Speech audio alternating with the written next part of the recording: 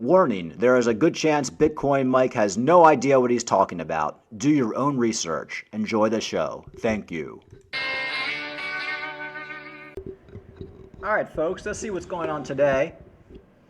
Getting a little bit of a pump today. The Dow Jones is up about 200 points today, and that is in turn bringing Bitcoin up. We're up to 17,000. So everybody thought everything was over yesterday. Now we're getting a little bit of a pump. All coins are getting a little bit of a pump. We'll see how long that lasts. Last time I checked, Bitcoin was, or excuse me, yeah, we're up 150 points now. We're up 200 points a little bit earlier. The funny thing is, you know, I was working this morning out of my car, and I was listening to CNBC, and this is kind of like a bottom indicator to me. They had this Charlie Munger, who they dug out of his coffin.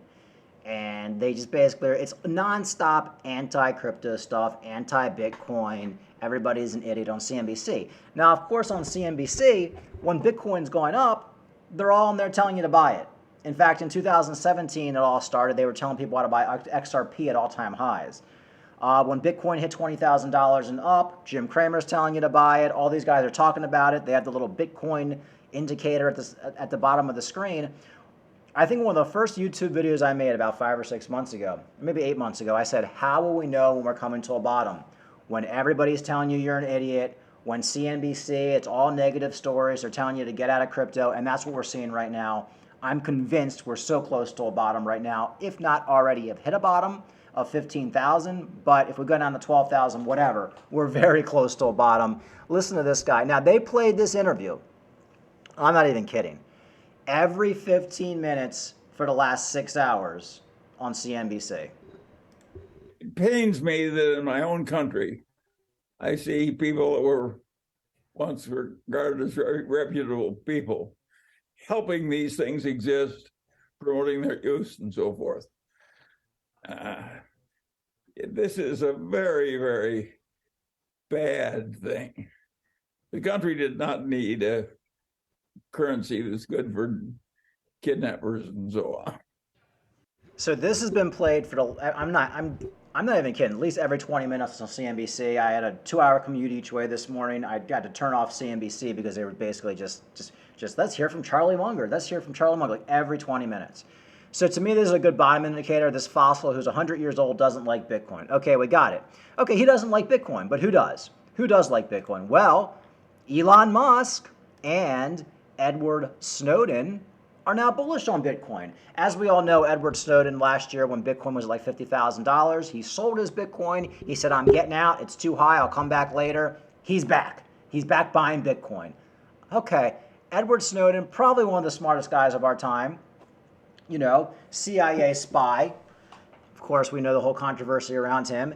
And Elon Musk, definitely one of the smartest guys of our time. And when I say smart guys, I'm not saying a smart guy who's 100 years old who already made his money on gold and oil. These guys are done. The chapter in their life has already been closed, all right? They made their money, that's great. Just like in 1,000 years or 100 years, maybe cryptocurrency will be like a fossil and there'll be something else. But I'm not going to take advice from some guy who's 99 years old on his deathbed who doesn't know anything about Twitter, never used it, doesn't understand how to use a computer, doesn't know anything about technology. He's the guy telling you that Bitcoin is all for drug dealers and scammers. Folks, I would much rather listen to somebody who's like around my age, knows about technology, knows about what's going on, innovating in technology, Elon Musk and Edward Snowden. So they're all bullish right now on crypto. And like I said, Edward Snowden stated on Twitter today that he wanted to increase his exposure to Bitcoin. Now remember, he sold all his Bitcoin last year. Elon Musk similarly expressed optimism towards the top cryptocurrency's fate. So basically, another thing I want to pull up, you know, everybody, this guy, let me pull this up really quick. All right, yeah, so I want to pull up this video of Kevin O'Leary. You know, the guy's worth like $1 billion.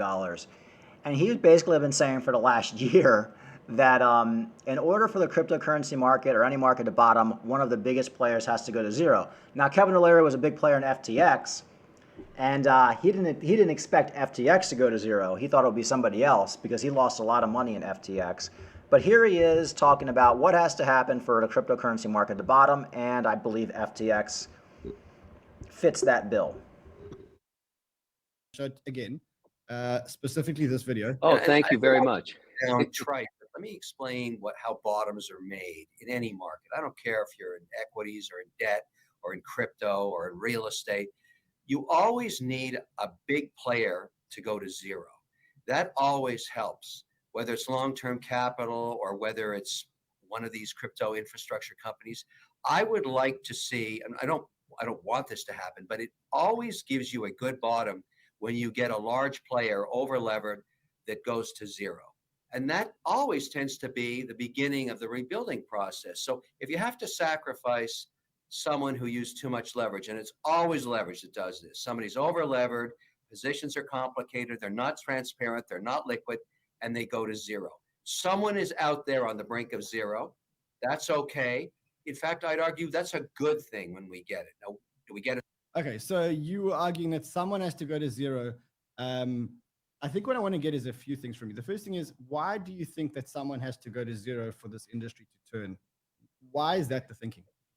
To force regulation. We can't move forward.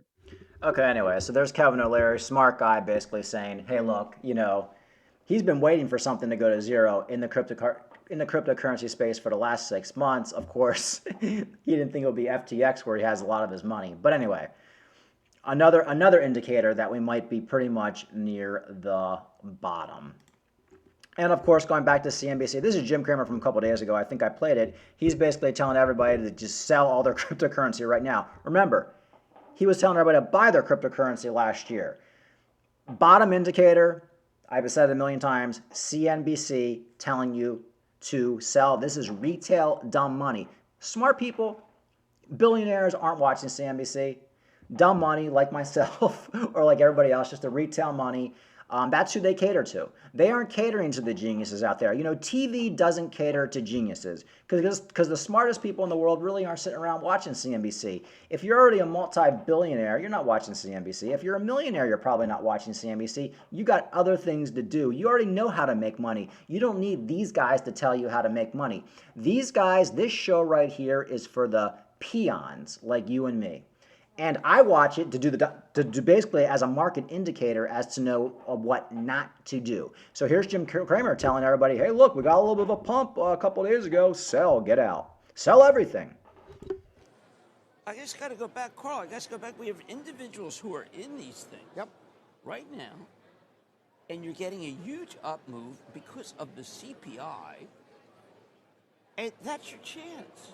You're being given a gift. An off-ramp. Yes. I mean, I'm reading this in the FTX. So he's like begging people, get out of crypto. It's time to get out of crypto. So, what more of a bottom market indicator do you need? Okay. Good stuff right there. All right. What else is going on? We're back to FTX. FTX owned crypto exchange Liquid halts all withdrawals. We already know all that. Also, I saw another article where Binance, KuCoin, and a bunch of other exchanges have they basically delisted FTX. So FTX coin is 100% gone. That'll never come back. You had an opportunity to sell that at like $22 last week, and now it's gone. You can't even trade it on exchanges now. So that's done. So we can basically put the nail in the coffin on FTX. All right, let me see if I missed anything here. I think I pretty much covered everything. I also want to talk about, a lot of people have been talking about Theta. Here's from Theta, the dear Theta community. We want to take a moment to reassure that Theta Labs holds no funds on FTX and has no relationship with FTX or any of its affiliates. Our heart goes out to those affected, but the work on Theta blockchain will continue. And remember that MetaChain is launching in about 4 weeks. Now, I don't know what kind of pump we're going to get now with everything going on in the markets, but maybe we will get a little bit of a pump on Theta or Theta, whatever the hell it is, Theta, whatever, in the next coming weeks. I really don't know. Going back to Kevin O'Leary, he's basically saying, look, also saying the end of the year is coming. A lot of people are going to be selling their cryptos. for tax reasons and to take losses. So December may be a crappy month. I mean, that may be, we might just bottom out end of this month in December and then go back up to like $25,000, in January. I really don't know. Like I said, folks, I'm just basically buying the dips at this point, and that's really all you can do. Everything is all in well with the blockchain on Bitcoin. Cardano's doing great. Theta's doing great. Most of these top coins are just working through all this. They had XRP lawsuit. Now there's rumors that might be dismissed. So, XRP pump might actually lead the market. But that's it, folks. There's not too much other news. There's not too much other Sam Bankman-Fried news. Apparently, he's still held up in the Bahamas. Apparently, he did some phone interview, and he's like, "Yeah, I'm just sitting here playing video games." And he's like, "Believe it or not, I'm actually sleeping really good too." And I was like, "This guy, I think what you're dealing with here is probably a sociopath at this point." So his days are numbered. But there really hasn't been all that much Sam Bankman-Fried news really actually since like Friday, which is kind of surprising. You'd think we'd be getting a mugshot pretty soon of this guy, but I haven't seen anything. So the plot thickens on that one. But the good news is the market is a little bit up today. So let's just take this as a positive day, and leave it at that, folks. All right, folks, like and subscribe. Talk to you later.